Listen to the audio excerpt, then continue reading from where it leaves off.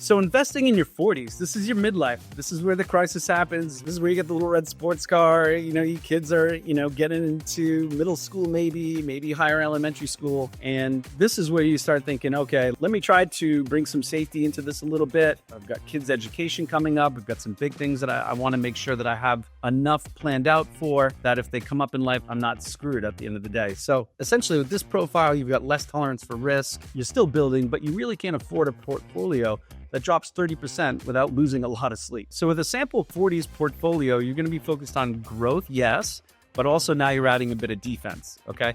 So with this one, you're looking at 30% in S&P, so either SPY or VOO. Those are the two that I look at the most. That's going to give you your reliable equity backbone, okay? Then I put 15% in QQQ, so that NASDAQ, we're going to trim a bit, but we're still going to have it. Again, I'm going to maintain my international exposure with 10% in VXUS. I'm also going to be keeping the gold hedge, so 10% UGL is what I'd be looking at, and I would increase my bond exposure from 10 to 20% in TLT. I'd be building up my bond stash. So then I put 15% in cash, or cash-like ETFs, or high-yield savings account, or even shorter duration bonds. You now focus on protecting capital, really, without killing your growth.